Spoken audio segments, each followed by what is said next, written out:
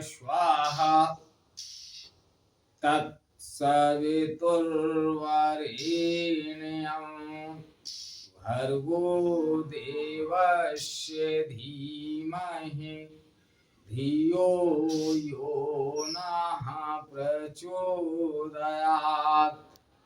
उस प्राण स्वरूप, दुख नाशक, सुख स्वरूप, श्रेष्ठ, तेजस्वी, पाप नाशक, देव स्वरूप परमात्मा को हम अपनी अंतरात्मा में धारण कर रहे हैं। वह परमात्मा हम सब लोगों की बुद्धियों को सन्मार्ग की ओर प्रेरित करे। एवं जगत माता गायत्री को मैं अपने हृदय से कोटि कोटि वंदन करता हूँ, नमन करता हूँ।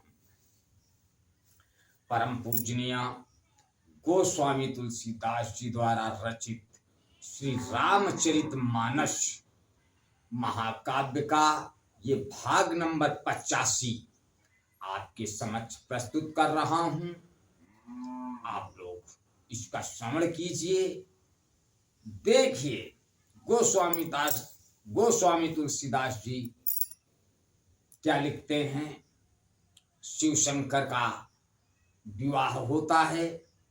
भगवान शिव विवाह के पश्चात जगत माता जगत जननी पार्वती जी की विदाइयों की तैयारी हो रही है। गोस्वामी तुलसीदास जी लिखते हैं, बहुत प्रकार के दहेज देकर फिर हाथ जोड़कर हिमाचल ने कहा, हे शंकर, आप पूर्ण काम हैं, मैं आपको क्या दे सकता हूं। इतना कहकर वे शिव जी के चरण कमल पकड़कर रह गए। तब कृपा के सागर शिव जी ने अपने ससुर का सभी प्रकार से समाधान किया। फिर प्रेम से परिपूर्ण हृदय मैना जी ने शिव जी के चरण कमल पकड़े और कहा, नाथ उमा मम प्राण सम ग्रह किंकरी करे हो, क्षमे हूँ सकल अपराध सब, होई प्रसन्न वरुदेहो। हे नाथ, यह उमा मुझे मेरे प्राणों के समान प्यारी है। आप इसे अपने घर की टहलनी बनाइएगा और इसके सब अपराधों को क्षमा करते रहिएगा। अब प्रसन्न होकर मुझे यही वर दीजिए। बहुविधि शंभु सासु समझाई, और गवनी भवन चरण शिरुनाई। जननी उमा बोली तब लीनी, ले उछंग सुंदर सिख दीनी। शिव जी ने बहुत तरह से अपनी सास को समझाया। तब वे शिव जी के चरणों में सिर नवाकर घर गईं। फिर माता ने पार्वती को बुला लिया और गोद में बैठा कर यह सुंदर सीख दी।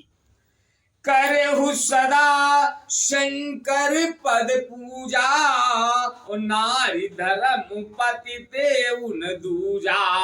बचन कहत भरे लोचन बारी, बहुरी लाई उरलीनी कुमारी। हे पार्वती, तू सदा शिव जी के चरण की पूजा करना। नारियों का यही धर्म है। उनके लिए पति ही देवता है और कोई देवता नहीं है। इस प्रकार की बातें कहते कहते उनकी आंखों में आंसू भर आए और उन्होंने कन्या को छाती से चिपटा लिया। कर्तविधि सृजी नारी जग माही, और पराधीन सपन्यु सुख नाही। भय अति प्रेम विकल महतारी, और धीरज की न कुसमय विचारी। फिर बोली कि विधाता ने जगत में स्त्री जाति को क्यों पैदा किया। पराधीन को सपने में भी सुख नहीं मिलता। यो कहती हुई माता प्रेम से अत्यंत विकल हो गई, परंतु कुसमय जानकर, दुख करने का अवसर न जानकर उन्होंने धीरज धरा। पुनि पुनि मिलन परति गही चरना, परम प्रेम कछु जाहि न बरना।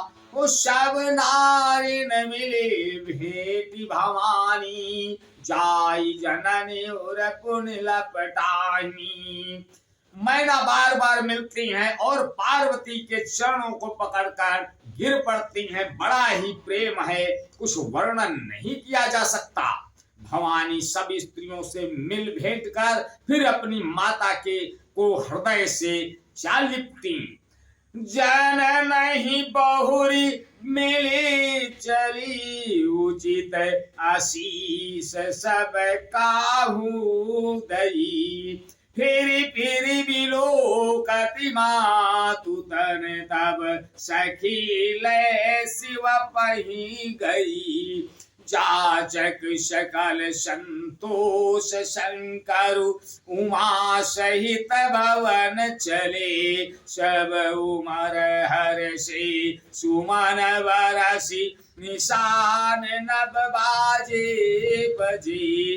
पार्वती जी माता से फिर मिलकर चली। सब किसी ने उन्हें योग्य आशीर्वाद दिए।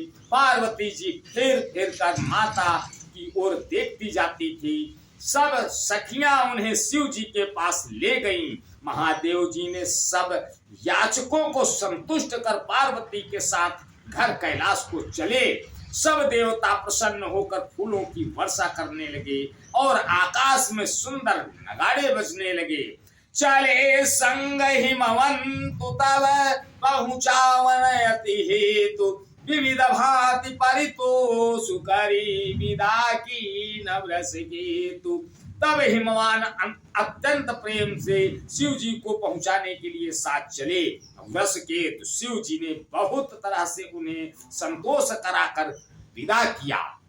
आज बस यहीं तक, आगे का अगले भाग में। तब तक के लिए जय श्री राम। ओम।